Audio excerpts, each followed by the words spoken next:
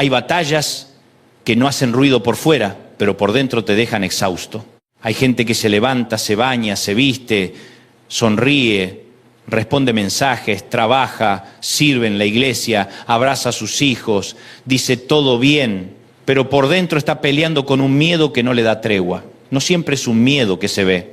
A veces no tiene forma de monstruo, a veces tiene forma de factura, a veces tiene forma de diagnóstico, a veces tiene forma de llamada no contestada, a veces tiene forma de un hijo que se fue, a veces tiene forma de una madrugada en la que todos duermen y tú no puedes cerrar los ojos porque tu cabeza no apaga nunca. Y lo terrible del miedo no es solo que te asusta, lo terrible del miedo es que quiere gobernarte, no quiere visitarte un rato, quiere sentarse en el trono de tus decisiones, quiere manejar tus reacciones, quiere dictar tu futuro, quiere enseñarte a vivir pequeño, a orar pequeño, a soñar pequeño, a amar pequeño, a obedecer pequeño. El miedo no siempre grita, a veces susurra. Y cuando susurra demasiado tiempo termina pareciendo la voz de la prudencia, la voz de la lógica, la voz de la experiencia. Pero no siempre lo que parece prudencia viene de Dios. Hay decisiones que no son sabias, son temerosas. Hay silencios que no son maduros, son cobardes. Hay planes que no son estratégicos, son una manera elegante de no confiar. Y por eso quiero hablarte al corazón. Porque cuando el miedo quiere dominarte, Dios no siempre te da una explicación inmediata, pero sí te recuerda su presencia. Y esa diferencia cambia todo. Porque nosotros solemos decir, Señor, explícame.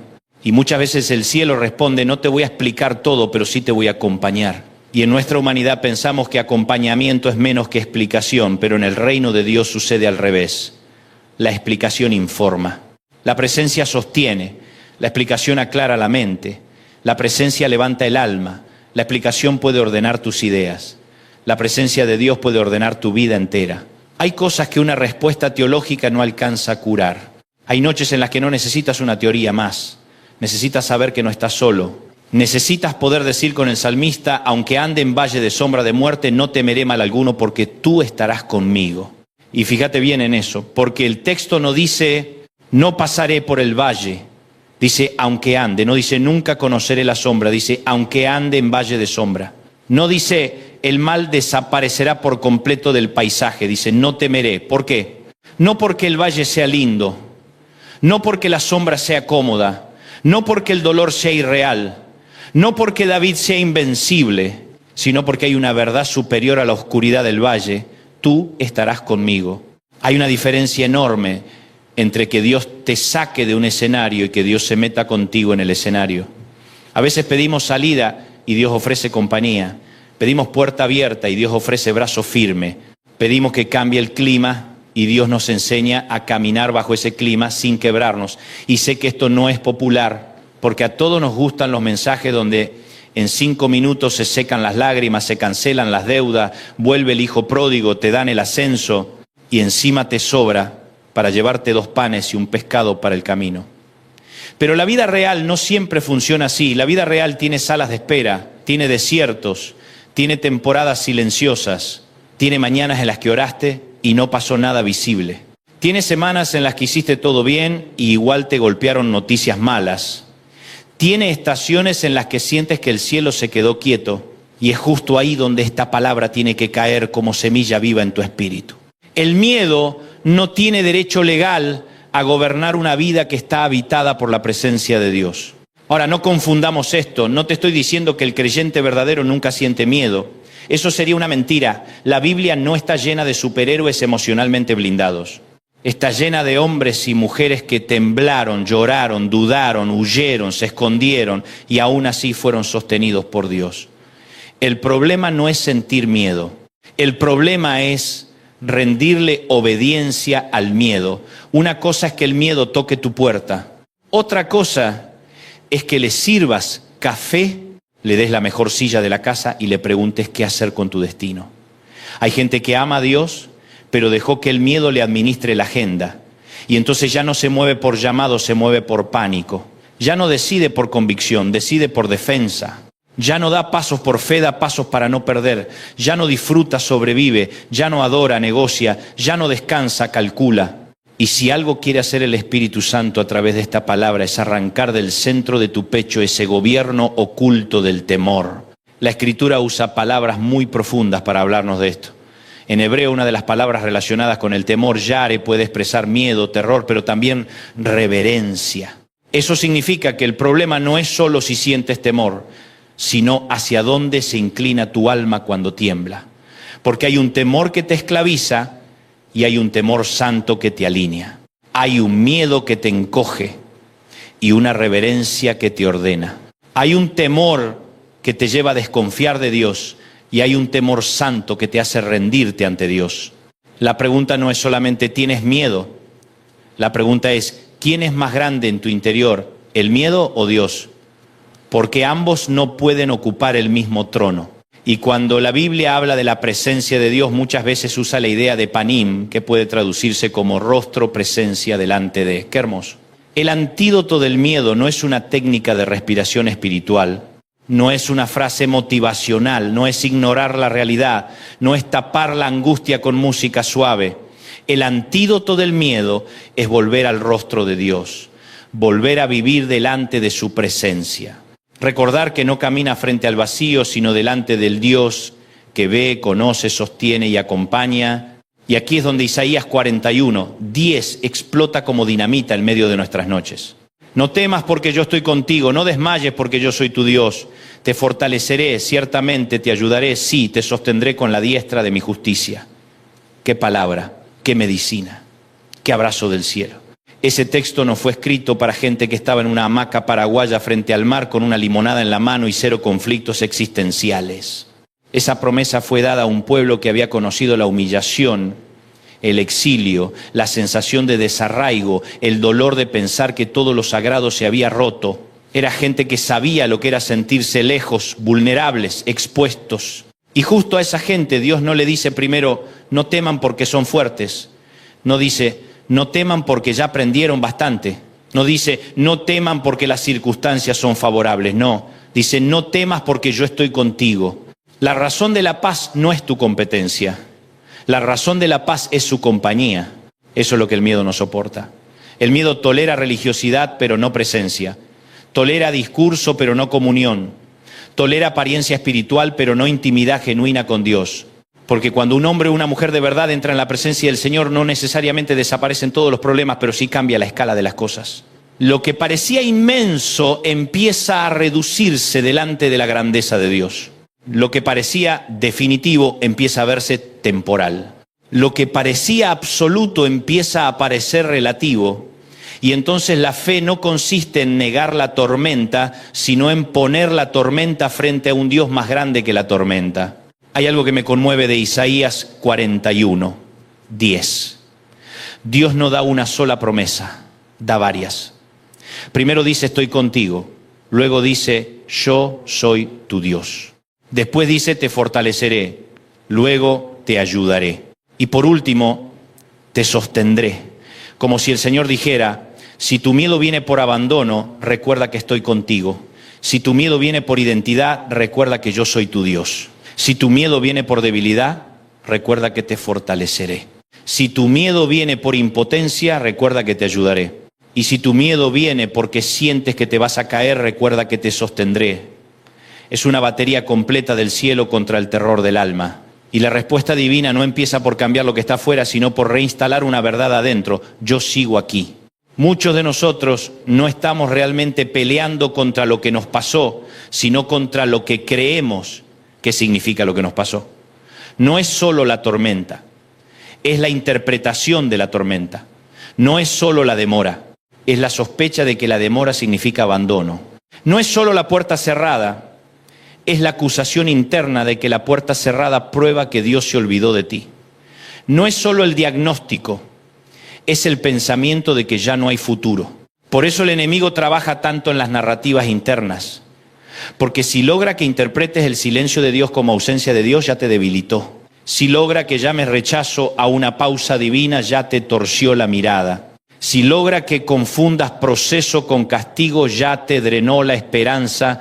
Pero el Señor hoy te recuerda, mi presencia no depende de tu percepción. Yo no dejo de estar porque tú no me sientas. No dejo de obrar porque no me veas. No dejo de sostener porque tu emoción hoy no coopera. Josué tuvo que aprender eso de una manera brutal. Moisés había muerto, el gran líder ya no estaba. Delante de él había una asignación inmensa, atrás quedaba un gigante espiritual. Y al frente había pueblos, guerras, tierra por conquistar, decisiones por tomar, responsabilidad sobre toda una nación. Y en ese contexto Dios le habla con una frase que todavía hace eco en el corazón de la iglesia. Mirá que te mando que te esfuerces y seas valiente, no temas ni desmayes, porque Jehová tu Dios estará contigo en donde quiera que vayas. Josué 1:9. ¡Qué impresionante! Dios no le dijo, Josué, nunca sentirás presión. Le dijo, vas a necesitar valentía.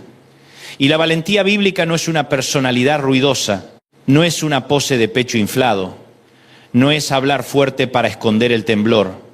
La verdadera valentía nace de saber que no caminas solo. Hay una versión falsa de valentía que en realidad es orgullo maquillado. Es la valentía que dice, yo puedo con todo. Esa se rompe rápido, se pincha apenas aparece la primera amenaza seria. Pero hay una valentía que no nace del ego, sino de la presencia. Esa es la que hace que un hombre tiemble por dentro y aún así obedezca. Esa es la que hace que una mujer no tenga todas las respuestas, pero igual avance. Esa es la que no niega el peligro, pero se rehúsa a entregarle el timón.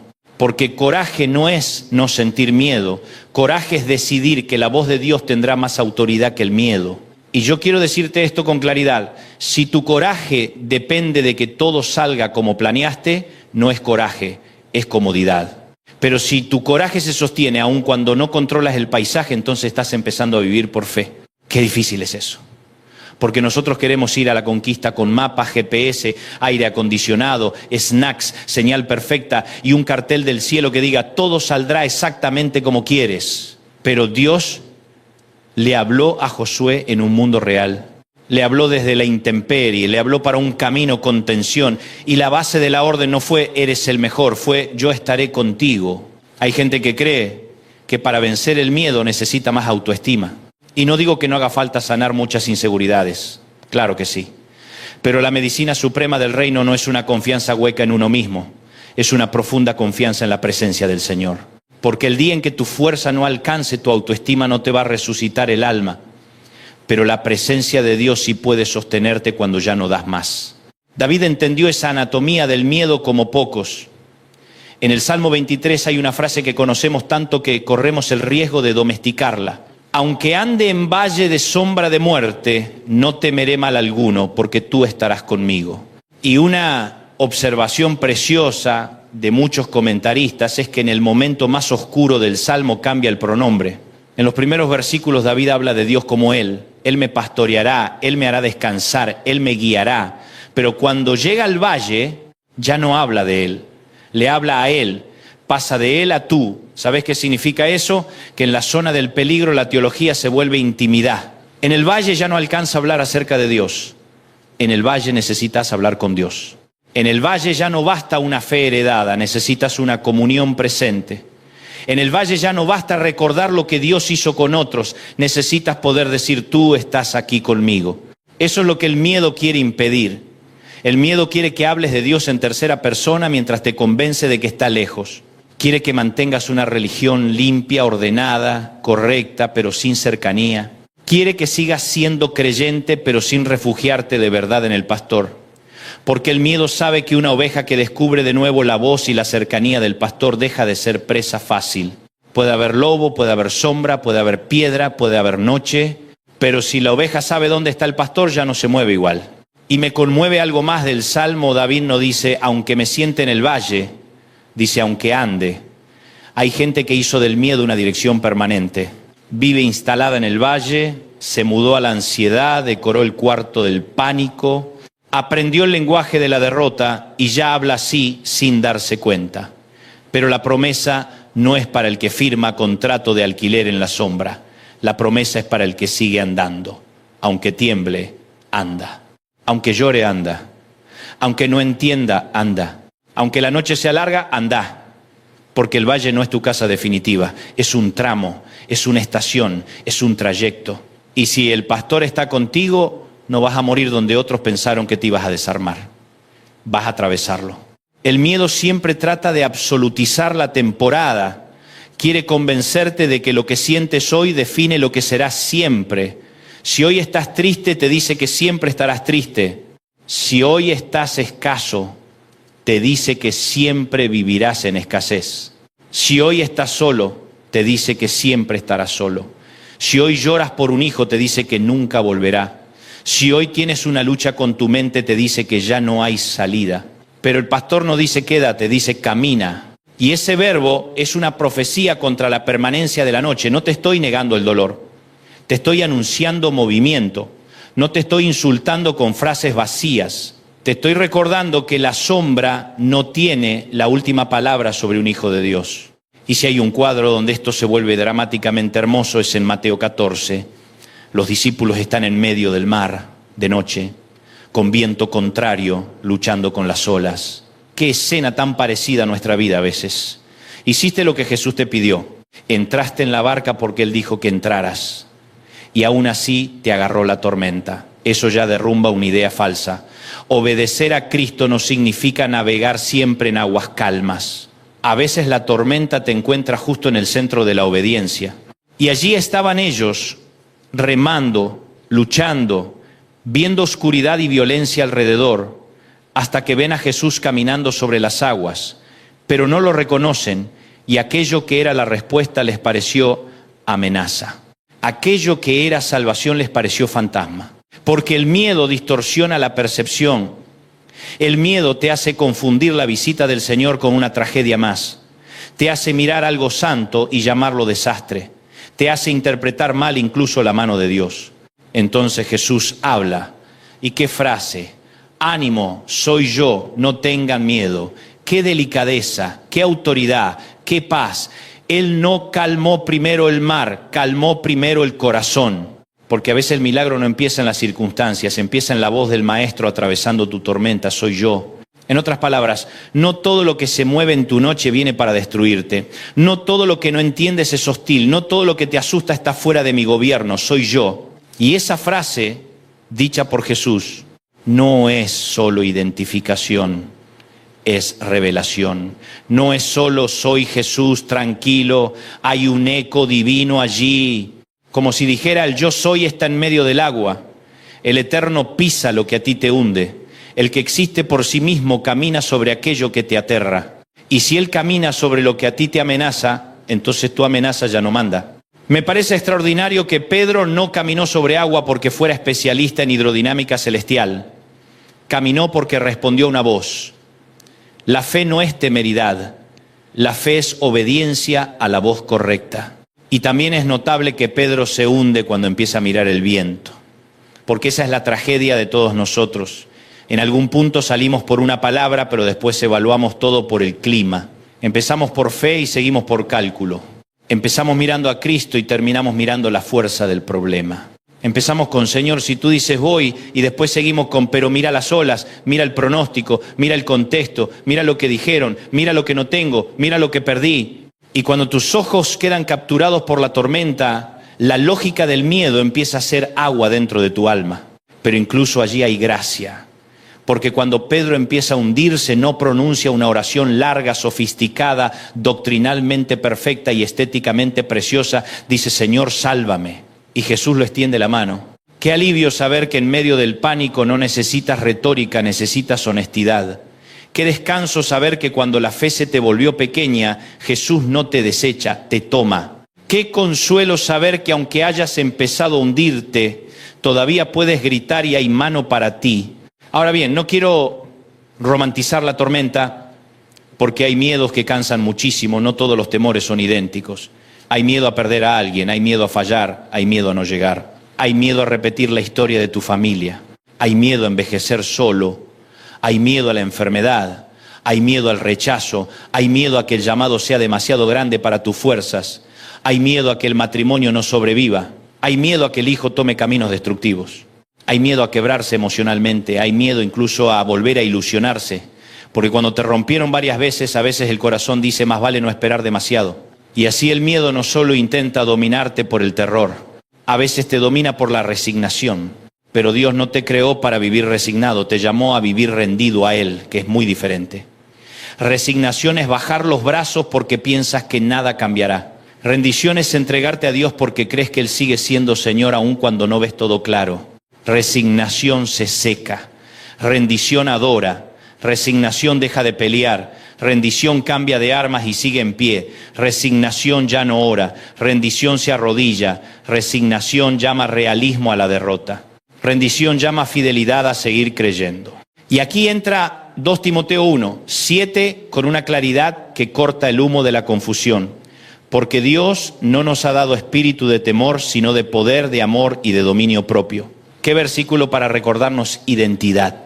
Pablo le escribe a Timoteo, un joven pastor que necesitaba firmeza, y le dice en esencia, eso que te paraliza no proviene de Dios. Qué importante discernir el origen de ciertos impulsos internos. No todo lo que sientes viene del Espíritu Santo. No todo lo que te intimida merece obediencia. No todo lo que parece advertencia es sabiduría divina. Dios no te dio espíritu de cobardía, de encogimiento, de parálisis. Te dio poder, te dio amor, te dio dominio propio. Es decir, el Señor no te llama a una histeria espiritual, sino a una fortaleza gobernada por amor y sensatez. No te llama a negar la realidad, sino a enfrentarla con una naturaleza distinta. Mira qué equilibrio perfecto. Poder para no ser aplastado por la intimidación, amor, para que el miedo no te vuelva duro, egoísta o cruel. Dominio propio, para que la tormenta exterior no se convierta en caos interior. Porque el miedo no solo busca que huyas, también busca deformarte.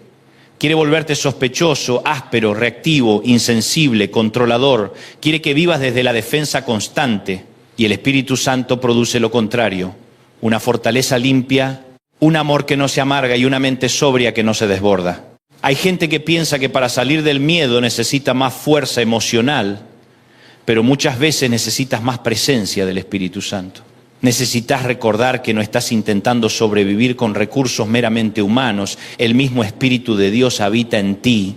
El que levantó a Cristo de entre los muertos no te visita como turista espiritual. Él mora en el creyente, Él fortalece, Él consuela, Él recuerda la palabra. Él produce seguridad profunda en medio de la inestabilidad. Ahora, déjame llevarte a otro monte, a otra escena, a otro hombre quebrado por dentro, Moisés en Éxodo 33. El contexto es delicado, el pueblo ha pecado gravemente, hay crisis espiritual, hay tensión.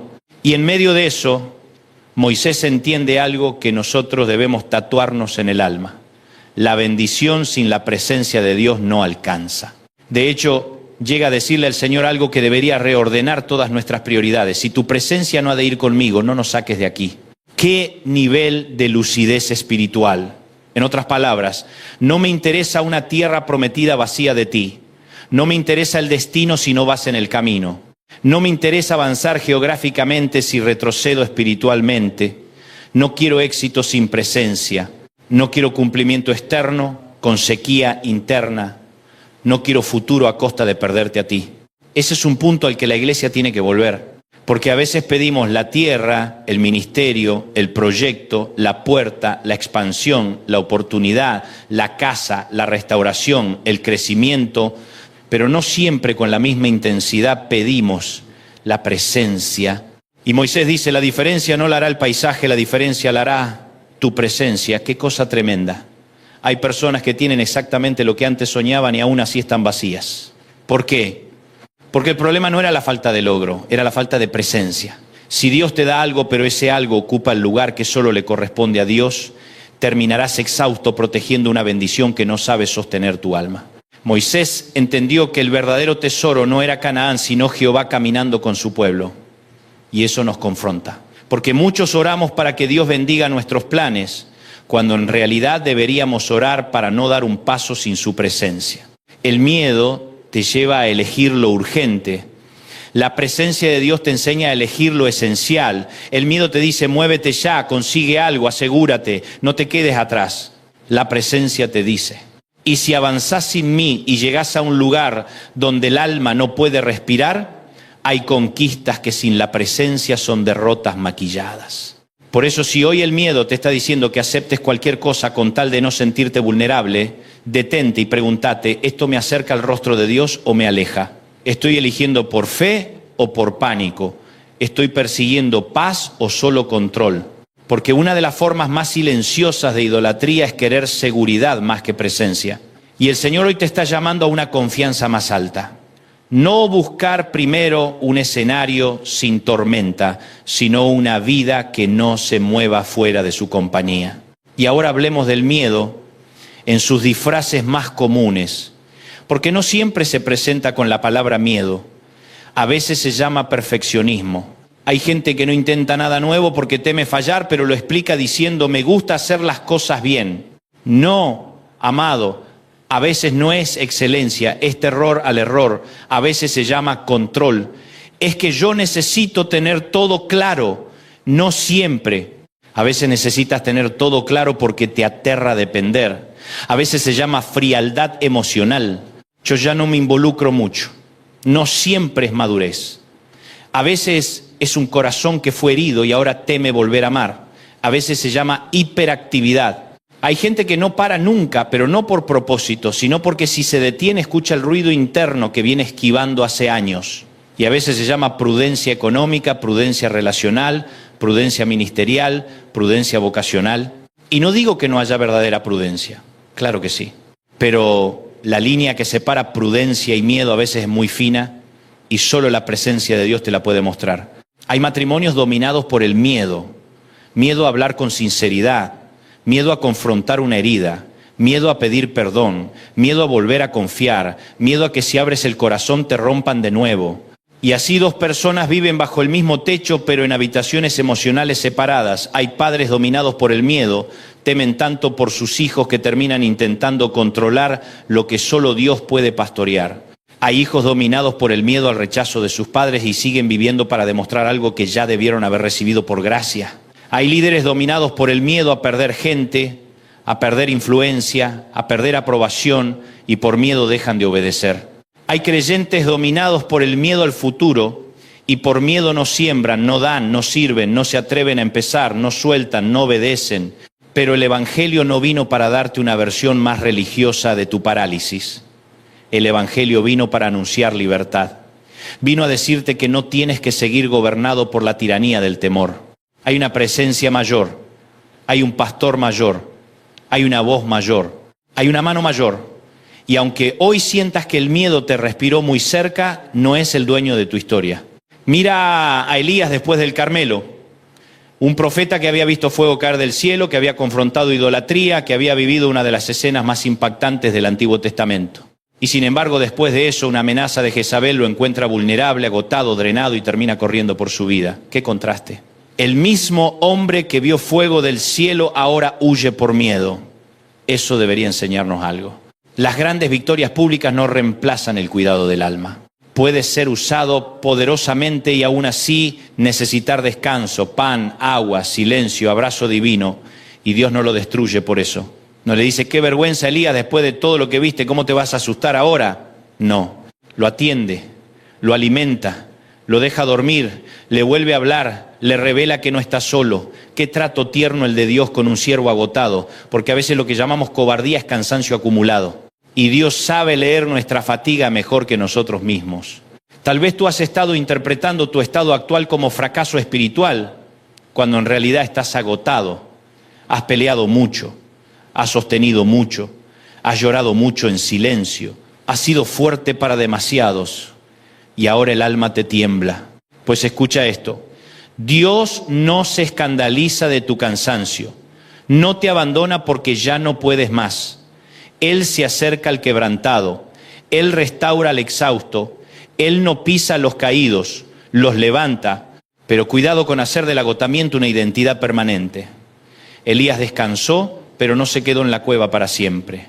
Hubo pan, hubo voz, hubo reencuentro con el propósito, y eso también te lo digo a ti. Descansa, sí. Llora, sí. Respira, sí. Pide ayuda, sí. Pero no te cases con la cueva.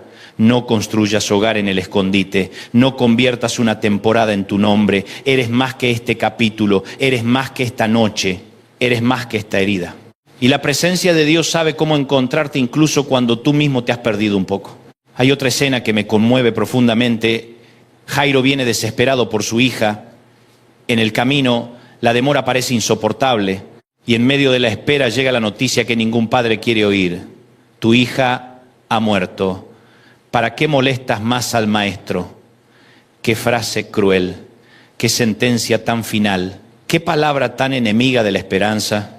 Pero Jesús responde con una orden que parece imposible y sin embargo es vida pura. No temas, cree solamente. Me fascina que no dijo, no llores, no dijo, no sientas, dijo, no temas. Es decir, no dejes que esta noticia gobierne más que mi presencia. Porque hay momentos donde la realidad grita con tanta fuerza que si Jesús no habla, el alma se quiebra. Pero cuando Él habla, aún la muerte tiene que quedarse quieta un momento. Yo no sé cuál es la noticia que te dejó helado. No sé qué llamada te drenó, qué conversación te dejó sin aire, qué resultado médico te sacudió, qué despedida te vació, qué pérdida te paralizó. Pero sí sé esto. Una mala noticia nunca es más poderosa que la presencia del Hijo de Dios. No digo que no duela, duele muchísimo. No digo que no haya lágrimas, las habrá. No digo que no haya preguntas, claro que sí. Lo que digo es que el miedo no tiene la última voz en una casa donde Cristo entra. La última voz la sigue teniendo Él. Y tal vez alguien dirá, pero ¿cómo hago en la práctica? Todo esto suena hermoso, pero en la madrugada el pecho aprieta. En la madrugada la Biblia no siempre parece fácil.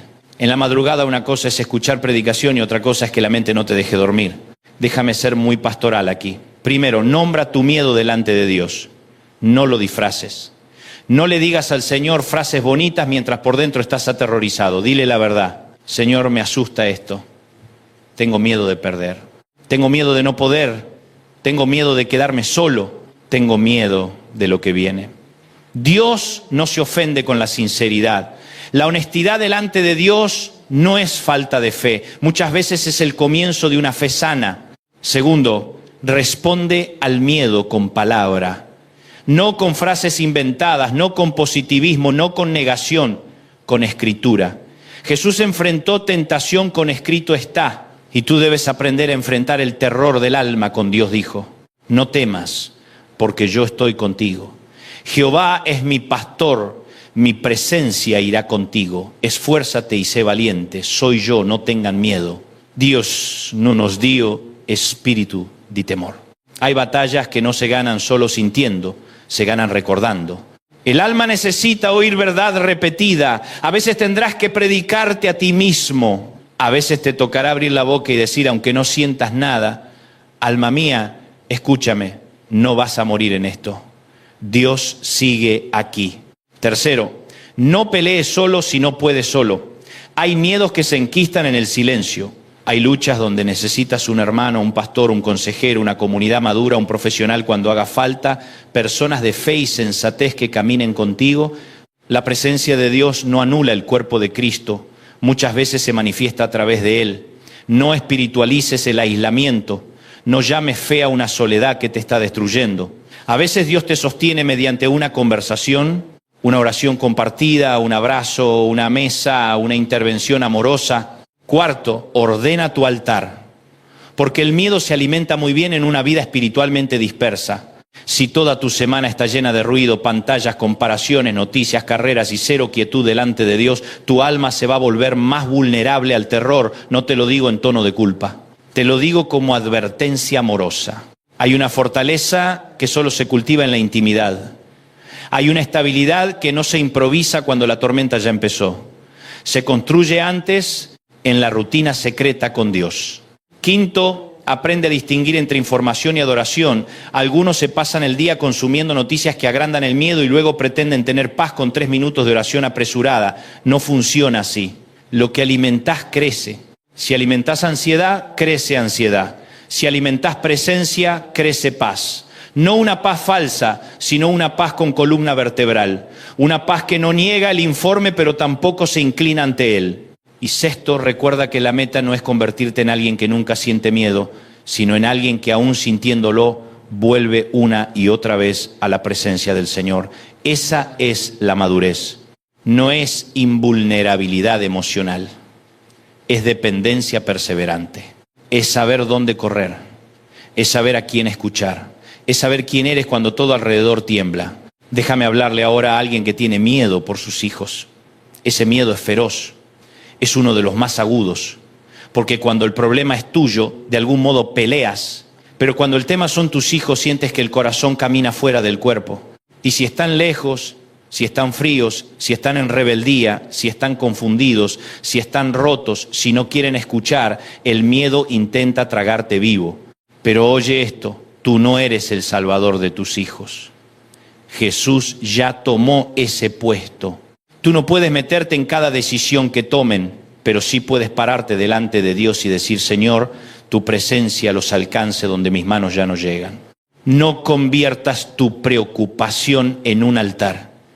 Convierte tu carga en intercesión. Hay madres y padres que se han enfermado de tanto anticipar desastres y el cielo hoy les recuerda, yo sigo sabiendo llegar a los lugares donde ustedes no pueden entrar. Puedo tocar conciencias, puedo cortar cadenas, puedo frustrar planes de tinieblas, puedo enviar hambre de verdad, puedo recordar la palabra sembrada, puedo despertar a un pródigo aún en tierra lejana. Tu miedo no los protege, la presencia de Dios sí puede cubrirlos. Y ahora le hablo al que tiene miedo por las finanzas, porque la escasez produce un ruido muy fuerte. La cuenta no espera, el alquiler no espera, las deudas no esperan. Los hijos comen ahora, no simbólicamente, y la fe en esa área se vuelve muy concreta. Pero aún ahí el miedo no puede volverse tu asesor principal, porque cuando el miedo domina tus finanzas, empiezas a vivir como huérfano, retienes por pánico, cierras la mano, tomas decisiones torcidas, caes en trampas. Y el Señor no promete irresponsabilidad ni fantasías, promete presencia, dirección, sabiduría y provisión. A veces el milagro será extraordinario. Otras veces será la fuerza para trabajar, la claridad para ordenar, la puerta precisa, la ayuda correcta, la estrategia sobria. Pero en todos los casos, el Hijo de Dios no vive bajo el señorío del pánico, sino bajo el cuidado de su Padre. Déjame hablarle al que tiene miedo por la salud. Ese es un miedo que te visita incluso cuando estás en silencio. Se mete en la respiración, en el sueño, en cada síntoma. Y aquí no quiero ser superficial, porque no todo se resuelve con una sonrisa y un ánimo.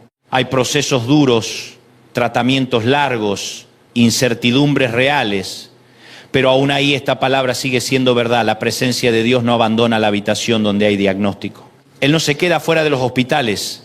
Él no le tiene miedo a las máquinas, a los informes, a los nombres complejos, a las recaídas, a los procesos lentos. Él sigue siendo Dios en la sala de espera, sigue siendo pastor en la noche del cuerpo, sigue siendo consolador cuando no entiendes por qué el proceso es tan largo. Y si hoy estás atravesando eso, recibe esto en tu espíritu. Tu identidad no será definida por el informe más reciente. Tu historia no terminó en el susto, tu Dios todavía entra y sale contigo. Y le hablo también al que tiene miedo de obedecer un llamado, porque a veces el temor no aparece solo en la crisis, también aparece en el propósito. Hay gente a la que Dios le está pidiendo un paso, un inicio, una reconciliación, una renuncia, un servicio, una decisión, y el miedo le dice, no estás listo, no eres suficiente. Mira tu historia, mira tus limitaciones, mira tu pasado. Mira tus recursos. Ypsilon, Dios responde como a Moisés, como a Josué, como a tantos otros. Yo estaré contigo. A veces queremos que Dios nos dé una versión gloriosa de nosotros mismos antes de obedecer, pero casi siempre Dios llama a gente consciente de su debilidad para que la gloria quede clara. La presencia no es premio para los capaces, es compañía para los obedientes. No puedo dejar de pensar en Gedeón. Un hombre escondido, trillando en el lagar, reducido por el contexto, y el ángel del Señor le dice, Jehová está contigo, varón esforzado y valiente. ¡Qué definición tan adelantada! Gedeón no se veía así, su contexto no decía eso, su autoestima no gritaba eso, pero la presencia de Dios estaba pronunciando identidad por encima del miedo. Hay veces que tú te nombras según tu trauma, tu fracaso, o tu sensación actual, pero Dios te nombra según su propósito. El miedo te dice, eres pequeño. La presencia te dice, voy contigo. Y si Dios va contigo, tu pequeñez ya no tiene el mismo peso. Tal vez esta es una noche para que tú dejes de llamarte por lo que te pasó y empieces a recordarte por lo que Dios habló. No eres solo el que perdió, no eres solo la que fue traicionada, no eres solo el ansioso. No eres solo la deprimida, no eres solo el endeudado, no eres solo la mamá del hijo rebelde, no eres solo el que falló. Eres alguien sobre quien Dios ha decidido poner su mano, su palabra, su compañía, su paciencia, su obra. Y aunque hoy estés en proceso, la presencia de Dios sigue siendo la evidencia de que tu historia no fue entregada al miedo. Y permíteme decir esto con cariño, pero con firmeza. Deja de esperar una vida sin necesidad de fe. No existe. No en este lado de la eternidad. La fe no es un accesorio para temporadas complicadas. Es el modo de vivir del justo. Siempre habrá algo que te invite a temer. Siempre habrá algo fuera de control. Siempre habrá un mar, un gigante, un desierto, una cueva, una noticia, una demora. Pero también siempre habrá presencia para el que aprende a volver al Señor. La pregunta no es si habrá escenarios desafiantes. La pregunta es qué harás cuando lleguen. ¿Señalarás la tormenta como dueña de tu destino o reconocerás al Cristo que viene caminando sobre ella? A veces Dios no te libra del escenario porque quiere revelarse dentro del escenario. Y sé que eso duele, porque quisiéramos que todo fuese más rápido, más limpio, más cómodo. Pero luego miras hacia atrás y te das cuenta de que hay cosas de Dios que solo conociste en la noche. Hay facetas de su fidelidad que jamás hubieras visto en la comodidad. Hay formas de su consuelo que solo aparecen cuando el alma no tiene otro refugio. Hay grados de dependencia que no nacen en la abundancia, sino en la intemperie. Y entonces descubres que el valle fue duro, sí, pero también fue aula. Descubres que el mar fue hostil, sí, pero también fue altar. Descubres que la demora fue dolorosa, sí, pero también formó en ti algo que el cumplimiento inmediato jamás habría producido. No glorificamos el dolor por el dolor mismo. No hacemos culto a la crisis, pero tampoco negamos que Dios sabe producir gloria en medio de ella. Y si hoy el miedo quiere dominarte, quiero anunciarte algo. El Señor no solo te promete un final bueno, te promete compañía presente. Y eso es enorme. Porque quizá tú dices, yo quería salir ya. Y Dios te dice, antes de salir quiero que aprendas a reconocer mi voz en medio del agua. Tal vez dices, yo quería explicación. Y Dios dice, antes de la explicación recibe mi paz. Tal vez dices, yo quería garantías. Y Dios responde, te doy algo mejor. Mi presencia. Hay personas que están escuchando esto y sienten que el miedo les ha robado demasiados años. Años de disfrute, años de descanso, años de atreverse, años de decir que sí, años de amar sin murallas, años de servir con alegría. Y yo no vengo a condenarte por eso. Vengo a decirte que todavía se puede salir de esa cárcel. No de un día para otro. No con magia, no con fórmulas vacías. Pero sí de la mano de la presencia de Dios, con verdad, con procesos sanos, con comunidad, con palabra, con oración, con decisiones concretas. El miedo no tiene que ser tu apellido. La ansiedad no tiene que ser tu identidad final. La sombra no tiene que tener la última narración sobre tu vida. Quizá hoy tu oración tenga que ser menos sofisticada y más real. Tal vez no necesitas decir demasiado. Quizá solo tengas que decir, Señor, aquí está mi miedo, no lo quiero esconder más, no quiero que siga gobernando mis decisiones, recuérdame tu presencia. Vuélveme a hablar en la tormenta, enséñame a vivir delante de tu rostro. Si no vas conmigo, no quiero avanzar. Si vas conmigo, entonces me voy a atrever. Esa oración dicha con verdad puede marcar un antes y un después. Y quiero llegar al clímax de esta palabra diciéndote algo simple pero determinante. El miedo quiere trono. Dios ofrece presencia. El miedo quiere que tú te encierres. Dios quiere que tú confíes. El miedo quiere que tú adores la posibilidad del desastre. Dios quiere que vuelvas a su rostro. El miedo quiere que tu mundo se haga cada vez más pequeño. Dios quiere ensanchar tu interior con su paz. El miedo quiere definirte por la amenaza. Dios quiere definirte por su compañía. El miedo te dice, ¿y si todo sale mal? La presencia te susurra. Y si descubres que yo sigo siendo suficiente incluso aquí, el miedo te dice, no vas a poder. La presencia responde, no vas solo. El miedo te dice, te vas a caer. La presencia responde, yo te sostendré. El miedo te dice, esto es el final. La presencia te dice, todavía estoy escribiendo. Así que hoy en el nombre de Jesús, yo rechazo la mentira de que estás abandonado. Rechazo la mentira de que tu noche prueba la ausencia de Dios. Rechazo la mentira de que tu debilidad canceló tu destino. Rechazo la mentira de que la tormenta tiene más autoridad que la voz de Cristo. Rechazo la mentira de que la sombra será tu casa definitiva. Y abrazo la verdad eterna de la palabra. No temas porque yo estoy contigo. No desmayes porque yo soy tu Dios. Mi presencia irá contigo. Esfuérzate y sé valiente. Soy yo, no tengas miedo. No te he dado espíritu de temor. Tal vez no sales de este mensaje con todas las respuestas, pero puedes salir con algo mejor, con la decisión de volver al rostro de Dios, con la convicción de que no caminarás gobernado por lo que temes, sino sostenido por quien te ama, con la certeza de que aunque el viento siga un rato más, Cristo sigue teniendo pie sobre las aguas, con la fe de que aunque hoy atravieses valle, el pastor no perdió tu rastro, con la conciencia de que la tierra prometida sin presencia no sirve, pero un desierto con Dios todavía puede ser cuna de milagros, con la valentía de saber que la ausencia de miedo no es el requisito de la obediencia, la presencia de Dios sí basta. Y ahora quiero terminar orando contigo.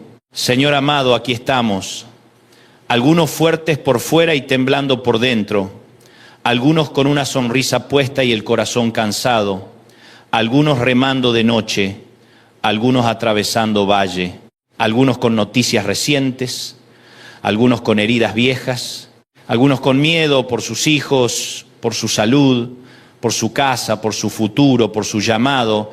Pero hoy volvemos a tu palabra, hoy volvemos a tu rostro, hoy volvemos a tu presencia. En el nombre de Jesús, rompe el gobierno del temor sobre cada vida. Donde el miedo se sentó en el trono, siéntate tú otra vez, Señor. Donde la ansiedad hizo ruido, habla tú con tu paz. Donde el alma se sintió sola, hazle saber con claridad que tú sigues ahí. Fortalece al débil, sostén al cansado, abraza al herido, levanta al que empezó a hundirse. Recuérdanos que no vamos solos. Recuérdanos que tu presencia vale más que cualquier escenario ideal. Recuérdanos que aunque andemos en valle, tú estás con nosotros. Te pedimos poder para seguir, amor para no endurecernos y dominio propio para no desbordarnos. Hoy declaramos que no seremos gobernados por el miedo, seremos guiados por tu espíritu, no seremos hijos de la parálisis, seremos hijos de tu presencia, no seremos esclavos de la sombra, caminaremos con el pastor. En el nombre de Jesús, amén. Y yo quiero que salgas de aquí diciendo con fe, Dios está conmigo, no estoy solo, no voy a obedecer al miedo, voy a obedecer a la voz de mi Señor. Si este mensaje habló a tu corazón, suscríbete al canal, dale like, compártelo con alguien que hoy necesite recordar que la presencia de Dios sigue siendo más grande que cualquier tormenta. Y que el Señor te bendiga, te sostenga y te recuerde en cada madrugada y en cada batalla que cuando el miedo quiere dominarte, Él sigue diciendo, no temas, porque yo estoy contigo. Dios te da la fortaleza que creías haber perdido. Hay cansancios que no se curan con dormir más horas. Hay fatigas que no se arreglan con un fin de semana libre. Hay gente que se acuesta temprano, que apaga la luz, que intenta descansar, que se mete en la cama con la esperanza de amanecer distinta, pero se levanta con el mismo peso en el pecho, con la misma opresión en el alma, con la misma sensación de estar arrastrando una carga invisible que nadie ve, pero que ellos sienten cada minuto. Y cuando eso pasa, cuando el cuerpo se despierta, pero el corazón sigue agotado, uno empieza a pensar cosas peligrosas, empieza a preguntarse si todavía tiene fuerzas para seguir, si todavía puede creer, si todavía puede amar, si todavía puede orar, si todavía puede levantarse una vez más. Y yo quiero hablarle hoy a esa persona, a la persona que está funcionando por fuera y derrumbándose por dentro, a la que sonríe en público y llora en secreto, a la que responde todo bien mientras por dentro siente que ya no puede con su propia vida, a la que ama a Dios pero está cansada, a la que sirve a Dios pero está desgastada, a la que no dejó de creer pero dejó de sentir, a la que sigue caminando pero hace rato viene caminando con el alma herida, porque hay un momento en la vida en que uno no necesita un sermón liviano, no necesita frases decorativas, no necesita que le digan anímate como si eso resolviera algo. Uno necesita una palabra que se meta hasta el fondo, una palabra que no maquille el dolor pero que tampoco lo convierta en un trono. Una palabra que mire de frente tu noche, tu crisis, tu luto, tu miedo, tu ansiedad, tu culpa, tu silencio, y aún así se atreva a decirte: Dios te da la fortaleza que creías haber perdido. No dije que Dios te recuerda que eres fuerte. No dije que Dios aplaude tu autosuficiencia. No dije que Dios te deja solo para que descubras que eres un gigante escondido. Dije algo muy diferente. Dije que Dios te da la fortaleza que creías haber perdido. Porque la fortaleza del reino no nace de la autosugestión, no nace del ego, no nace de apretar los dientes y hacerte el valiente.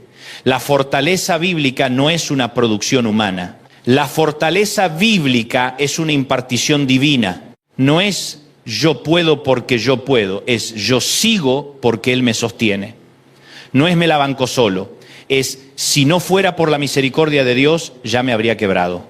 No es autoestima maquillada de espiritualidad, es dependencia santa. Y por eso el texto que hoy late como corazón de este mensaje está en Isaías 40, 28 al 31. Dice la Escritura: ¿no has oído que el Dios eterno es Jehová, el cual creó los confines de la tierra? No desfallece ni se fatiga con cansancio, Él da esfuerzo al cansado y multiplica las fuerzas al que no tiene ningunas. Pero los que esperan a Jehová tendrán nuevas fuerzas, levantarán alas como las águilas, correrán y no se cansarán, caminarán y no se fatigarán. ¡Qué palabra monumental! ¡Qué palabra poderosa! ¡Qué palabra precisa para una generación llena de gente conectada pero exhausta, gente informada pero vacía, gente rodeada de ruido pero sin paz! Gente que tiene agenda, calendario, compromisos, metas, cuentas, responsabilidades, hijos, deudas, pendientes, diagnósticos, presiones, y un alma que está diciendo en silencio: Señor, ya no doy más. Y lo primero que me fascina del texto es que Dios no empieza hablándote de ti, empieza hablándote de Él. Porque el cielo sabe algo que nosotros olvidamos con facilidad. Cuando el alma está agotada, el problema no es solamente el peso que llevas. El problema es la imagen que estás teniendo de Dios en medio de ese peso. Por eso Isaías no dice primero: Israel, tú puedes. Dice: no has sabido, no has oído, como si dijera: el problema no es que Dios se debilitó. El problema es que tú te olvidaste quién es Él. Te olvidaste que Él sigue siendo eterno mientras tú te sientes temporal. Te olvidaste que Él no se fatiga mientras tú vienes arrastrando el alma. Te olvidaste que Él sigue siendo creador aunque tú sientas que todo se desarmó. Te olvidaste que Él sigue gobernando aunque tu mundo parezca salirse de eje.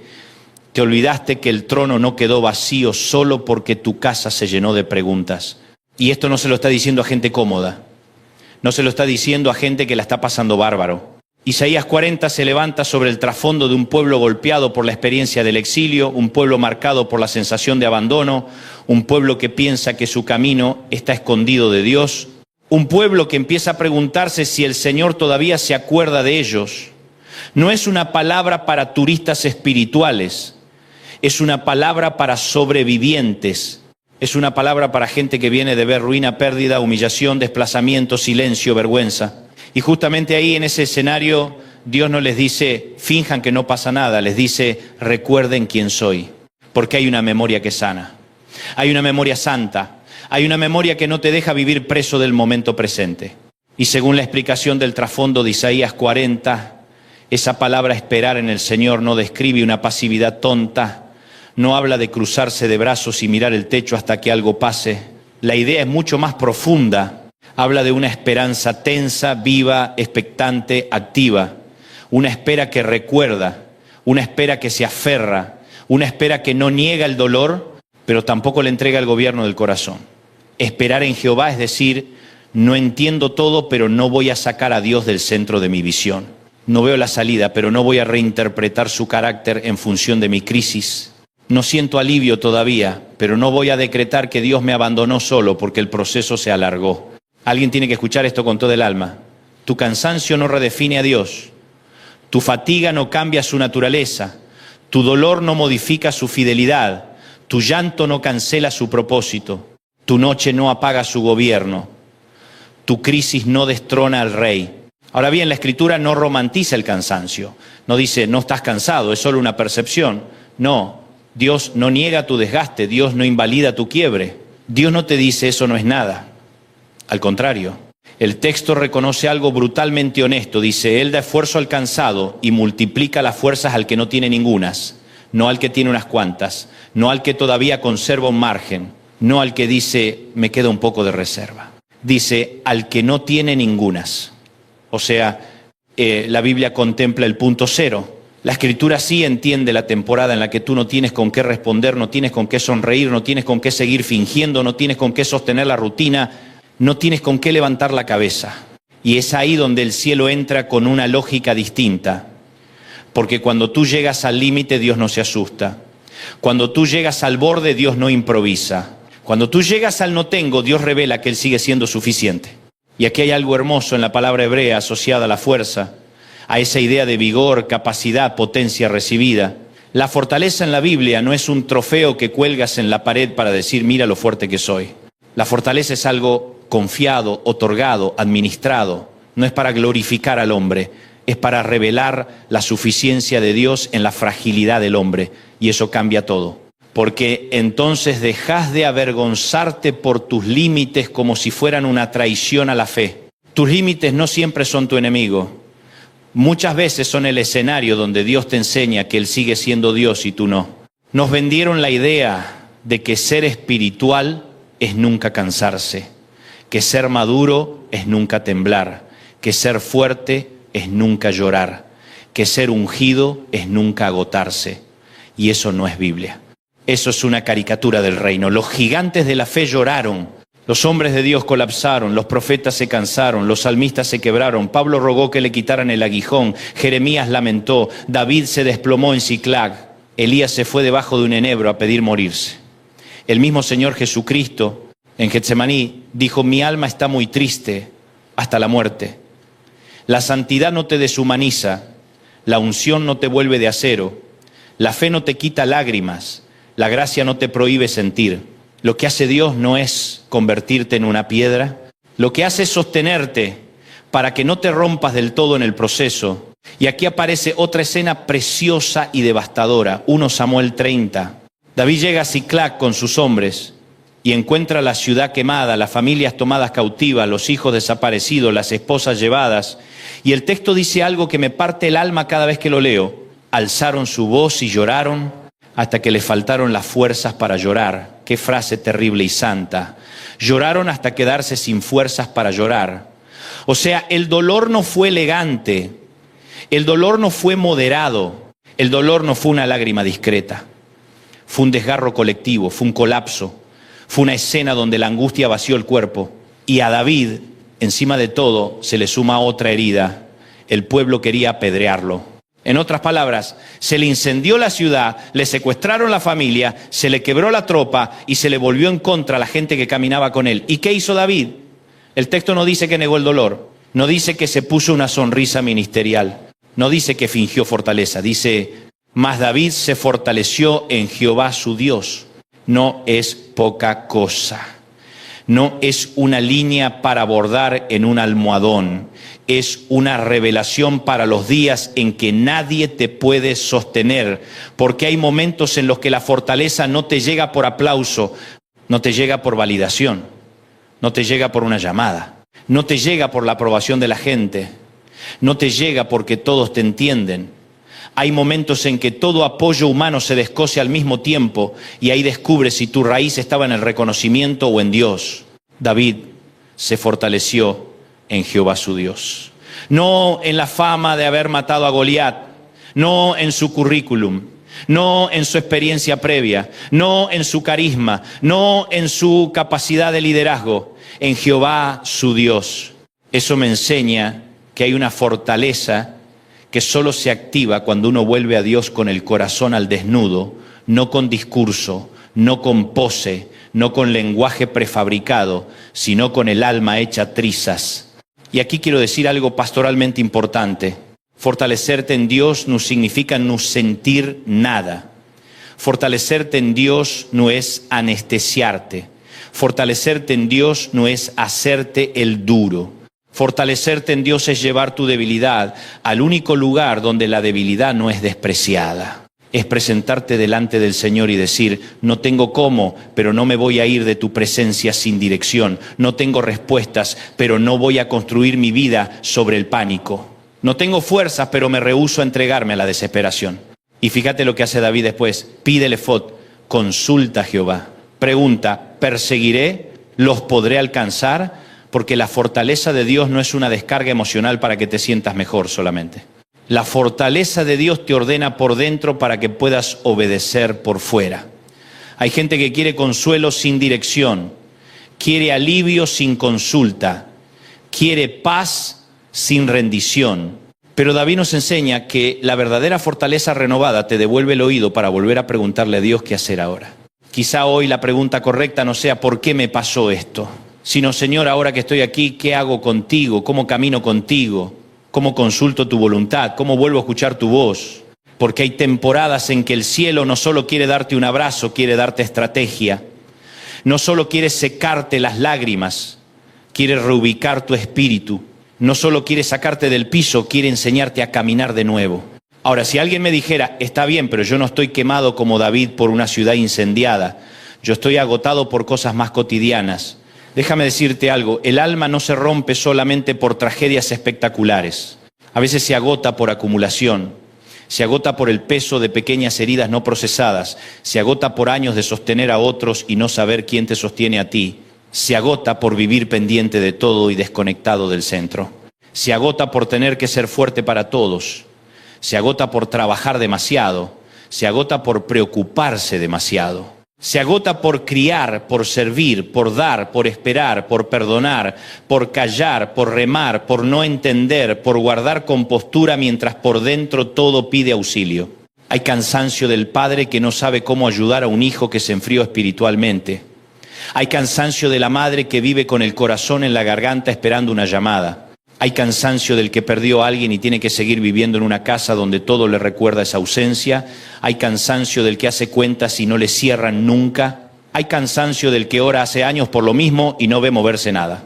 Hay cansancio del que batalla con una culpa antigua y aunque sabe que Dios perdona, no logra perdonarse a sí mismo. Hay cansancio del que sirve en la iglesia, ama a Cristo, pero está tan desgastado que canta himnos con la boca y por dentro se siente vacío. Hay cansancio del que no tiene escándalos, no hizo nada monstruoso, pero perdió la alegría, perdió el asombro, perdió la liviandad del alma. Y yo vine a decirte que Dios también entra en esos cuartos cerrados. Dios también camina en esos pasillos silenciosos. Dios también ve ese tipo de agotamiento que nadie más ve. Y por eso Pablo escribe una de las verdades más profundas del Nuevo Testamento en 2 Corintios 12. Él había rogado 3 veces para que Dios quitara el aguijón y la respuesta del Señor no fue, sí, te lo saco ya. Le dijo, bástate mi gracia porque mi poder se perfecciona en la debilidad. Qué respuesta desconcertante, qué respuesta que nos rompe los moldes.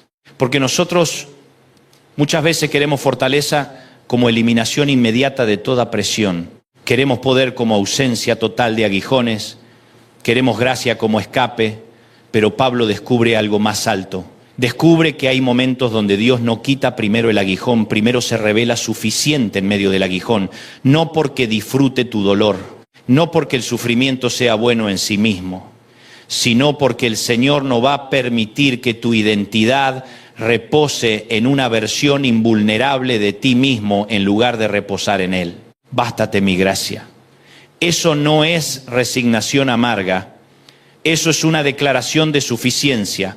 La gracia no es solo perdón por lo que hiciste mal, la gracia también es poder de Dios obrando donde tu capacidad ya no llega. La gracia es el sostén inmerecido de un Dios que no se retira cuando te quedas corto. La gracia es lo que te mantiene en pie cuando ya no puedes presumir ninguna suficiencia propia. La gracia es la mano de Dios debajo de tus rodillas cansadas. La gracia es ese todavía sigues aquí que no se explica por tu temple sino por su misericordia. La gracia es el cielo diciendo no te voy a dejar librado a ti mismo. Y entonces Pablo suelta una frase que parece contradicción, pero es uno de los mayores secretos de la vida espiritual.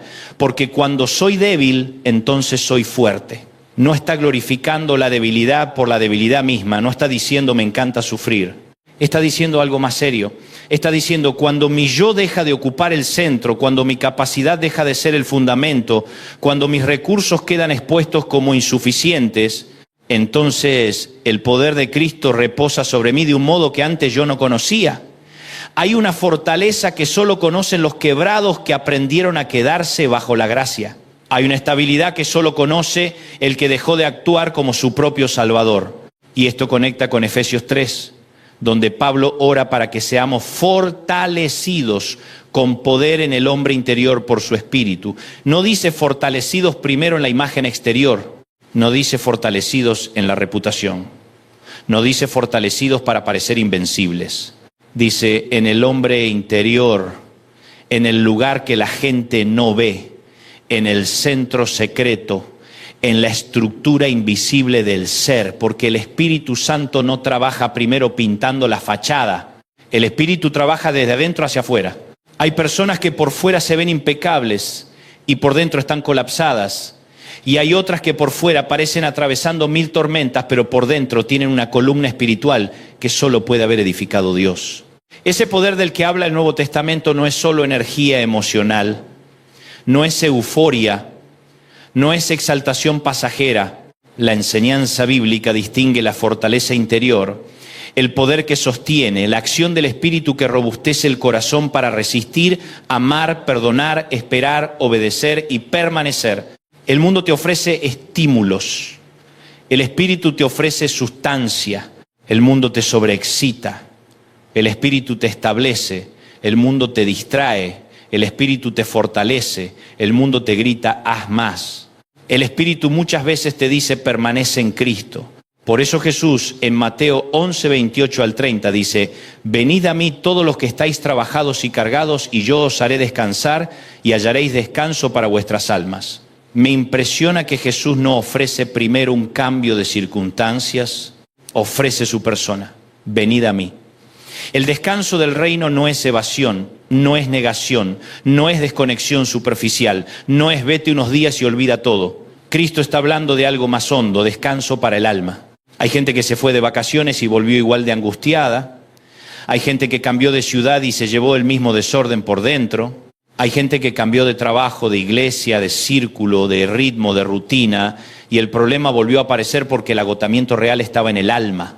Jesús no dijo, vengan a una idea, dijo, venid a mí, porque la verdadera restauración empieza cuando vuelves a la persona correcta. Y además agrega, llevad mi yugo sobre vosotros. Eso es tremendo, porque uno pensaría que si estoy cansado, lo último que necesito es un yugo. Pero en la lógica de Cristo, el problema no es llevar yugo, el problema es llevar el equivocado. El problema no es cargar, el problema es cargar solo. El problema no es tener responsabilidad, el problema es sostenerla sin comunión, sin humildad, sin aprendizaje, sin caminar unido a Cristo. Su yugo es fácil no porque la vida se vuelva trivial, sino porque el alma deja de arrastrar el peso sola. La carga se vuelve ligera no porque ya no haya cruz, sino porque el Señor del universo camina contigo. Hay alguien que necesita oír esto. No todo lo que te agota vino de Dios. Mucho de tu cansancio viene de yugos ajenos. Yugo de la aprobación, yugo de la comparación, yugo del perfeccionismo, yugo de la culpa crónica, yugo del resentimiento, yugo de pretender controlar lo que solo Dios puede gobernar, yugo de vivir tratando de sostener una imagen de ti que Cristo nunca te pidió, yugo de querer ser omnipresente, omnipotente y omnisciente, tareas que pertenecen a Dios y no a ti.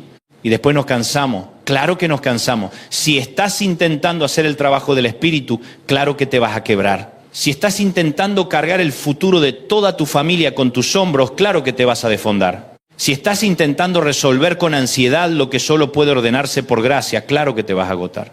Por eso el descanso de Jesús no es flojera, es alineación, es volver al ritmo del reino, es aprender de Él, que es manso y humilde de corazón.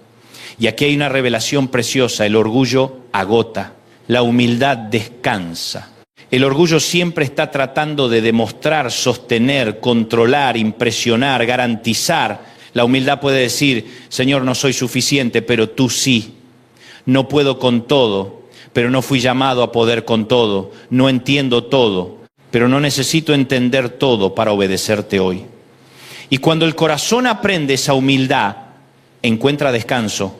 Ahora, el Señor no solo quiere darte fuerza para seguir corriendo, a veces quiere darte fuerza para caminar. Isaías 40 no termina únicamente con el vuelo del águila ni con la carrera. También dice, caminarán y no se fatigarán. Porque hay temporadas donde el milagro no será volar sobre todo. Hay temporadas donde el milagro será seguir caminando sin colapsar. Y eso también es glorioso. A veces nosotros celebramos solamente las grandes victorias, las irrupciones visibles, los testimonios que hacen saltar a la gente. Pero Dios también se glorifica en la perseverancia silenciosa. Se glorifica en la madre que sigue orando sin dejarse tragar por la amargura. Se glorifica en el hombre que sigue trabajando honradamente aunque la cuenta no cierre todavía. Se glorifica en la mujer que sigue adorando con lágrimas. Se glorifica en el creyente que no entiende la demora, pero sigue creyendo. Se glorifica en el matrimonio que decide reconstruir con paciencia. Se glorifica en el servidor que volvió a poner su corazón delante del Señor y dijo, no quiero servirte vacío, restaúrame por dentro. No subestimes el caminar. A veces el cielo mira tu caminar como tú miras los vuelos de las águilas. A veces tú dices, no estoy haciendo nada extraordinario. Y el Señor te responde, estás haciendo algo precioso. Estás permaneciendo, estás caminando conmigo, estás negándote a entregar tu corazón al cinismo. Estás negándote a convertir tu herida en identidad. Estás negándote a dejar que la noche te robe la visión. Eso también es milagro. El Salmo 73 tiene una honestidad brutal. Asaf reconoce que el corazón y la carne desfallecen. No dice podrían desfallecer, dice desfallecen. Y luego suelta esta joya, mas la roca de mi corazón y mi porción es Dios para siempre. ¡Qué declaración para los días oscuros! Mi carne y mi corazón desfallecen. O sea, no siempre vas a sentirte entero, no siempre vas a tener el mismo ímpetu, no siempre vas a entrar cantando fuerte, no siempre vas a poder explicar tu tristeza. Tu carne y tu corazón pueden desfallecer, pero eso no agota la historia, porque el salmista no termina en el desfallecimiento, termina en la roca. Dios no siempre evita que tu corazón tiemble, pero sí promete ser roca cuando tu corazón tiembla. Y eso es importantísimo, porque a veces queremos que Dios nos transforme en roca, y muchas veces su diseño es diferente. Él quiere ser la roca de tu corazón. No te promete que nunca vas a sentir fragilidad. Te promete sostén en la fragilidad. No te promete inmunidad emocional. Te promete presencia firme en medio del vaivén. No te promete que jamás conocerás la noche. Te promete que la noche no tendrá la última palabra. Hay gente que piensa que para dar testimonio tiene que parecer intacta. Pero uno de los testimonios más fuertes que puede dar un hijo de Dios es este. Mi corazón se cansó, mi carne desfalleció, pero Dios siguió siendo mi porción. No fue mi disciplina la que me sostuvo al final. No fue mi imagen, no fue mi experiencia, no fue mi control. Fue Dios, fue su fidelidad, fue su gracia, fue su paciencia, fue su mano, fue su misericordia, fue su roca. Y hablando de misericordia, ¿cómo no detenernos en Lamentaciones 3? Si hay un libro que legitima el dolor sin convertirlo en ídolo, es Lamentaciones. Ese libro nace tras la caída de Jerusalén, tras el horror del asedio, tras la destrucción, tras la vergüenza del exilio, tras la experiencia de verlo todo hecho pedazos. Y en medio de ese libro que duele, aparece este giro maravilloso. Esto recapacitaré en mi corazón, por lo tanto esperaré. Por la misericordia de Jehová no hemos sido consumidos, porque nunca decayeron sus misericordias. Nuevas son cada mañana, grande es tu fidelidad. Qué impresionante. La esperanza no aparece porque todo mejoró de repente. La esperanza aparece porque el alma decide recapacitar, recordar, volver a considerar. Eso significa que la esperanza bíblica no siempre entra por la puerta de lo que sientes primero. Muchas veces entra por la disciplina santa de decirle a tu corazón que es verdad acerca de Dios. Hay mañanas en las que no te despierta la emoción, te despierta la fidelidad. Hay mañanas donde no sientes canto, pero sí recuerdas que sus misericordias son nuevas. Hay mañanas donde no puedes correr, pero sí puedes decir, no fui consumido, sigo aquí, la mano de Dios no se apartó, grande es su fidelidad. Y eso no es una frase de taza, eso es una teología de supervivencia. Eso es el corazón aprendiendo a respirar en medio del humo, Quiero detenerme aquí porque alguien necesita permiso para lamentar sin culpa. El lamento bíblico no es falta de fe. El lamento es una forma santa de llevar el dolor a Dios sin maquillarlo. El problema no es llorar delante del Señor. El problema es sufrir lejos de Él. Lamentaciones nos enseña que puedes protestar, gemir, preguntar, llorar, recordar tu aflicción y aún así seguir dentro de la conversación del pacto. Dios no se ofende por un corazón herido que sigue hablándole. Al contrario, hay algo profundamente reverente en el alma que aún hecha pedazos sigue yendo a Dios. Aunque sea con pocas palabras, aunque sea con gemidos, aunque sea con silencio mojado de lágrimas. Y fíjate que dice también Lamentaciones, bueno es esperar en silencio la salvación de Jehová. A veces pensamos que el silencio siempre es abandono, pero hay silencios que son espera, no ausencia. Hay silencios que son vientre, no tumba. Hay silencios en los que Dios está madurando algo que tus palabras todavía no alcanzan a entender. Y esto hay que decirlo con honestidad. Habrá procesos que no se resolverán en el tiempo que quieres. Habrá batallas que no terminarán esta semana. Habrá respuestas que no llegarán por la puerta que imaginaste. Pero eso no significa que Dios te soltó. Significa que Él sigue siendo Dios también en los procesos largos. Nos desespera esperar. Nos frustra no ver resultados inmediatos. Queremos todo ya.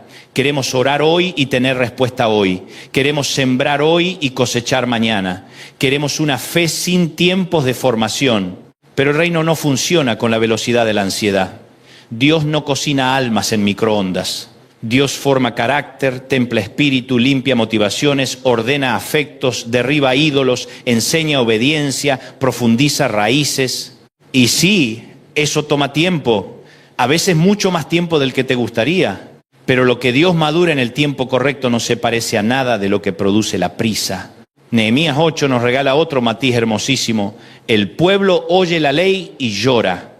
Y Nehemías, Esdras y los levitas les dicen que no se entristezcan porque el gozo de Jehová es vuestra fuerza. Ojo con esto, no se trata de una alegría superficial, no es entretenimiento religioso, no es una fiesta vacía.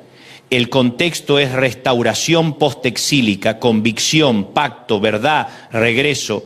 El pueblo llora al oír la palabra porque reconoce su condición, pero el Señor no quiere dejarlo aplastado en una tristeza estéril. Entonces les ordena celebrar santamente, compartir con el que no tiene y entrar en el gozo de Dios. Esto me enseña que la fuerza no viene solo del llanto correcto, también viene del gozo santo.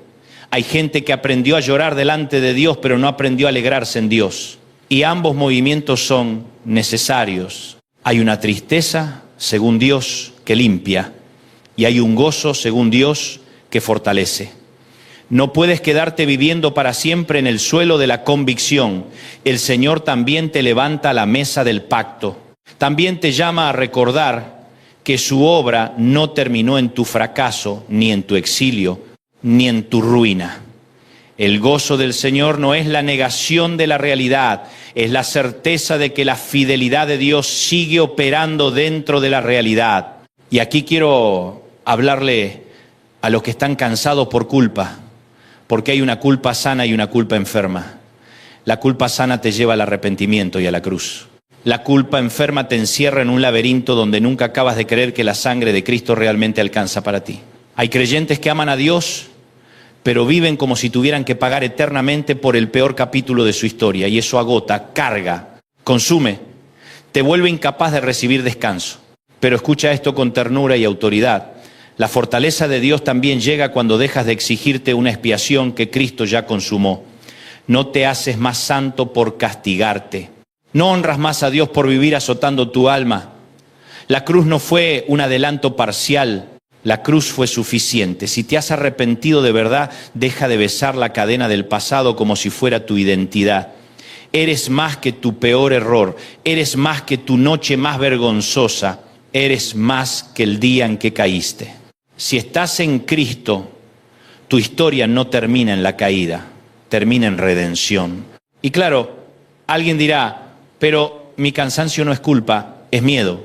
Miedo al mañana, miedo a perder, miedo al diagnóstico, miedo a la soledad, miedo a que esto no cambie nunca, miedo a envejecer. miedo a que mis hijos se desvíen, miedo a que el dinero no alcance, miedo a no poder más. Y el miedo, cuando se instala, roba una cantidad de energía terrible. El miedo te hace imaginar 100 tragedias al mismo tiempo. Te obliga a vivir de adelantado en un futuro que todavía no existe. Te tiene peleando batalla fantasma, te roba el hoy, te drena el alma. Pero el Señor no te llama a negar el miedo, te llama a no coronarlo, porque la fe no siempre es ausencia de miedo. Muchas veces la fe es decidir quién va a tener la última palabra, y la última palabra no la tiene tu escenario, la tiene Dios. Por eso Isaías 40 dice que aún los muchachos se fatigan y los jóvenes flaquean y caen. Qué interesante. La juventud, que simboliza vigor, tampoco alcanza por sí sola. Hay gente que cree que si tuviera más energía, más edad, más recursos, otro contexto, entonces sí podría. Pero la Escritura rompe esa ilusión. Aún los fuertes flaquean, aún los jóvenes caen, aún los que parecían enteros se cansan. Y entonces, ¿qué esperanza hay? Que los que esperan a Jehová tendrán nuevas fuerzas. No dice guardarán las mismas, dice nuevas. Eso significa que Dios no solo te devuelve lo que perdiste, a veces te da una fortaleza nueva, distinta, más profunda, menos ruidosa, menos autosuficiente, más dependiente, más sabia, más compasiva, más madura. Hay una fuerza de juventud y hay una fuerza de resurrección. La primera confía en lo que uno trae, la segunda nace de lo que Dios imparte. La primera suele ser más impulsiva, la segunda es más honda. La primera corre porque tiene piernas, la segunda corre porque tiene promesa. La primera se apoya en la reserva natural, la segunda se apoya en la fidelidad de Dios. Y te diré algo, muchas veces la fuerza que Dios construye después de quebrarte es mucho más estable que la fuerza que tenías antes de quebrarte. Porque antes confiabas en ti, ahora confías en Él. Antes orabas cuando podías, ahora orar se volvió oxígeno. Antes dabas por hecho muchas cosas, ahora valoras la misericordia diaria. Antes hablabas de gracia como concepto, ahora la conoces como sostén. Antes predicabas sobre fortaleza, ahora sabes lo que es necesitarla. Y eso cambia tu manera de vivir, de amar, de servir, de escuchar. La gente más tierna suele ser la que más ha sido sostenida. La gente más sabia suele ser la que ya no presume control. La gente más compasiva suele ser la que ha descubierto que si el Señor no lo hubiera cargado estaría tirada hace mucho tiempo. Por eso no desperdicies tu proceso, no idealices el dolor, pero tampoco lo tires a la basura. Si lo estás atravesando con Dios, Él va a extraer algo santo de esa temporada. Va a darte un lenguaje para consolar. Va a darte una profundidad que antes no tenías. Va a darte un oído que discierne mejor el quebranto ajeno. Va a ser de tu historia un refugio para otros. A veces tú estás esperando el milagro alrededor y el milagro primero está ocurriendo dentro. Tú estabas esperando que cambiaran todas las circunstancias para decir Dios fue fiel. Y en el proceso descubres que, aunque algunas cosas todavía no cambiaron, tú ya no eres el mismo. Ya no reaccionas igual, ya no te desesperas igual, ya no dependes igual del aplauso, ya no te enojas igual con el silencio de Dios, ya no vives igual de agarrado a tus propias fuerzas. Eso también es milagro, eso también es renovación, eso también es fortaleza nueva. Quiero hablar ahora a los que están cansados de esperar algo bueno. Hay esperas que agotan más que las peleas, porque al menos en la pelea uno siente movimiento. Pero la espera larga, la espera sin novedades, la espera donde cada semana parece una copia de la anterior, la espera donde uno ya no sabe si tiene que insistir o rendirse, esa espera desgasta muchísimo. Pero en la Biblia, esperar en Dios nunca significa quedar abandonado a la deriva. Significa aprender a vivir con expectativa fundada en su carácter. No esperas porque te gusta la demora, esperas porque sabes a quién le entregaste el tiempo y eso cambia todo. No sé hace cuánto vienes esperando por tu casa, por tu sanidad, por la restauración de tu familia, por la conversión de alguien que amas, por una puerta laboral, por un milagro financiero, por un hijo, por una respuesta, por un alivio. No lo sé, pero sí sé esto. Si el tiempo se te alargó, no saques a Dios de la ecuación. No dejes que el calendario te convierta en cínico. No dejes que la demora te haga confundir silencio con desinterés. No dejes que la fatiga te robe la capacidad de seguir acercándote a Dios. Quizás no tengas fuerzas para hacer grandes declaraciones. Está bien, haz una pequeña. Di, Señor, sigo aquí. A veces la oración más poderosa no es la más larga, es la más sincera. Sigo aquí. No entiendo, pero sigo aquí. Estoy cansado, pero sigo aquí. Me duele, pero sigo aquí. No veo, pero sigo aquí. Y en ese sigo aquí, muchas veces late una fe más pura que en un montón de discursos grandilocuentes. Y quiero decir algo importante para los que sirven, para los que ministran, para los que enseñan, para los que lideran, para los que cargan responsabilidades espirituales. No confundan actividad con fortaleza. No confundan funcionamiento con salud. No confundan fruto visible con alma descansada. Se puede predicar cansado, cantar cansado, aconsejar cansado, servir cansado, producir cansado, sonreír cansado y seguir rompiéndose por dentro. Por eso Jesús no dijo vengan a un ministerio, dijo venid a mí. El altar no puede reemplazar la intimidad, la asignación no puede reemplazar el descanso del alma, la unción pública no puede sustituir el abrazo privado de Dios. Y si llevas tiempo dando mucho, aprende esto, no eres el Mesías de nadie, Cristo ya ocupó ese puesto. Tú eres siervo, no salvador, eres instrumento, no fuente, eres vaso, no manantial. Cuando olvidas eso, te agotás intentando producir desde ti lo que solo puede fluir desde la comunión con Dios. Y después te enojas con todos, te secas, te vuelves irritable, te endureces, pierdes ternura, pierdes gozo, pierdes asombro. Pero el Señor te llama de vuelta al lugar donde el hombre interior es fortalecido por su espíritu, no para que abandones tu llamado, sino para que vuelvas a vivirlo desde la dependencia correcta. Y también hay algo para los que están cansados por llevar una carga familiar pesada. Tal vez eres la columna de tu casa y nadie se da cuenta lo mucho que eso te pesa. Tal vez tomás decisiones que nadie agradece. Tal vez pagas cuentas en silencio. Tal vez intercedes por hijos que no saben ni la mitad de lo que has llorado por ellos. Tal vez eres esa persona de la familia a la que todos llaman cuando algo se rompe y claro, eso agota. Pero escúchame bien, Dios no solo ve el resultado de tu carga, ve el peso de tu carga. Dios no solo observa tu responsabilidad, también registra tu desgaste.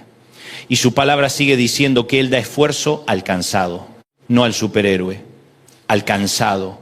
No al que aparenta no necesitar nada, al cansado. No al que finge entereza para no decepcionar a nadie, al cansado. No al que se presenta impecable, al cansado.